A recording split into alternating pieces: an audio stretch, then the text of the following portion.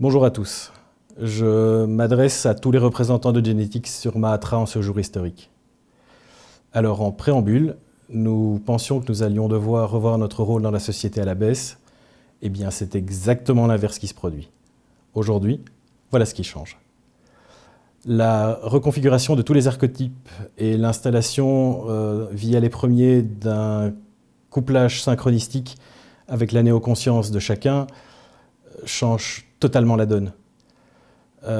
La fin de l'humanité n'est déjà plus qu'un mauvais souvenir, et la fin programmée de celle-ci, à moyen ou à long terme, n'est plus du tout une menace. Alors que jusqu'à présent, la patrie était impliquée à la néonaissance, au début et à la fin de la vie, nous allons avoir un rôle important à jouer tout au long de celle-ci. La patrie va être chargée de protéger l'humanité, et cela renforce encore les valeurs humanistes que nous avons toujours défendues.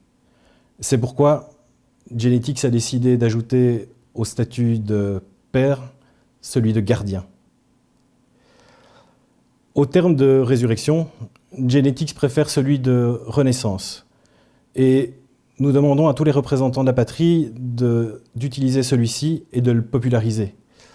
À ce sujet d'ailleurs, une contrainte et non des moindres, pour qu'une renaissance puisse avoir lieu à la mort du sujet, c'est que celle-ci doit se dérouler dans l'aire de captation d'un archétype afin que la matrice neuronale puisse instantanément être capturée et stockée, en attente d'être réinsufflée dans son cyanotype d'origine. Nous ne maîtrisons pas encore totalement toutes les implications philosophiques ou scientifiques de ces consignes, mais les premiers nous ont assuré qu'il ne s'agissait pas d'une imprégnation à l'identique, comme certains de nos protocoles nous permettaient de le faire au travers des verrous, mais bien de la prolongation du même individu. Cette identité, au-delà de la matière, nous laisse perplexes et reste encore à confirmer. D'un point de vue pratique, la gestion des stocks de CGS61 va être revue à la baisse. Le substratum ne sera plus utilisé que lors d'une renaissance ou dans certains cas particuliers. Les corps endommagés, ce sera essentiellement le moment de l'usage de celui-ci. C'est d'ailleurs tout le fonctionnement de l'archétype qui va devoir être revu et analysé. Une étude approfondie des modifications apportées par les premiers a déjà été entamée afin de comprendre ce prodige qu'ils ont permis d'exister. Une collaboration avec Polaris est d'ailleurs en négociation au moment même où je vous parle. Les nouvelles situations à laquelle nous sommes confrontés soulèvent des milliers de questions qui doivent être débattues au sein de la patrie. Des situations inédites vont apparaître, que notre esprit n'imagine même pas encore. Lorsqu'un paradigme d'une importance aussi capitale nous arrive, il est impossible d'appréhender en aussi peu de temps une nouvelle réalité. Des questions, des débats doivent être mis en commun et la patrie souhaite que chaque secteur partage ses réflexions les plus pertinentes. Par exemple, certains imaginent déjà la possibilité de voyager interarches en profitant de la situation. Un mort peut en effet aisément être transporté de l'une à l'autre via les archétypes. Mais cette situation pose aussi des questions éthiques. Comment allons-nous choisir de mener nos vies lorsque la mort n'est plus un danger? Par la même occasion, quel va être notre rapport à la mort? Si nous n'avons plus à la craindre, comment allons-nous vivre? Et puis, allons-nous accepter d'utiliser le suicide ou la mise à mort sur base volontaire comme outil? Les veuves se posent certainement déjà ce genre de questions.